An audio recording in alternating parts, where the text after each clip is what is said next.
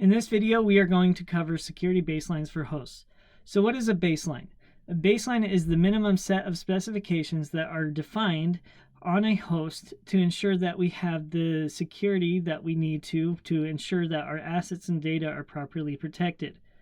So baselines vary based on the operating system and the version of the operating system. So take, for instance, we have different operating systems such as Windows, Mac, and Linux. And Linux, for example, has many different flavors. We have Fedora, we have Ubuntu, Red Hat, OpenSUSE, Debian, etc. Even Windows has various versions, such as Windows Server 2016, 2012, and then Windows operating systems 7, 8, and 10. Mac has all of its operating system versions as well. So server baselines can also be included. This may be based on a specific function. So for example, a web server might have different configurations than a mail server, and so we'll want to set those up separately. So what happens is the security administrator is going to set up the baseline the exact way that they want it, and then they're going to create what is called a disk image. A disk image is basically an exact duplicate of the operating system of the particular device. They will then copy this to a file, and then once they have that done, they will then pass out this file to all the other devices that they want to have with the same image. So how are these images deployed to these different devices? Windows has a specific setup to do this called Windows Deployment Services. So what you can do is browse for a specific image that you're looking for, and then you can open that, and from there you can then transfer that image to any device that needs to have that image.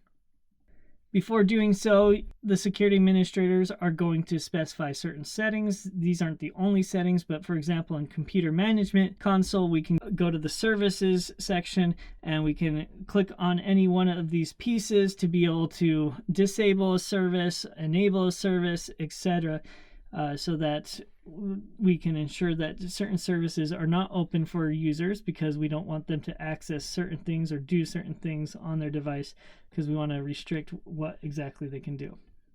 So what I want you to do is open the Computer Management Console. So just hit the Windows key or click in the bottom left corner and click on that Windows icon. Type in Computer Management, open it. Then review a list of services under the service and applications and pick 2 or 3 services to stop or start. Don't actually stop or start these services. Just look at them and see what would happen if you did start or stop these services, and then think about whether it'd be a good idea to start or stop these services. Go ahead, pause this video, and then come back and we'll see what you figured out. Okay, so here's Computer Management. I'm going to open up my services here. So we see a bunch of things that are running, such as Adobe, or we have Bluetooth. We could disable Bluetooth if we didn't want the user to be able to use Bluetooth devices. Fax, Hyper-V. Hyper-V is basically a virtual machine, similar to VirtualBox or VMware, but it's a Windows virtual machine. We could disable that. We have quite a few different services here that we could come through and disable. Maybe plug and play.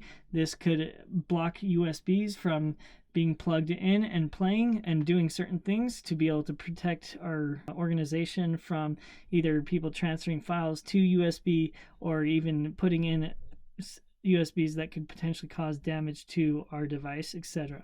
So there's plenty of services here that you could consider disabling,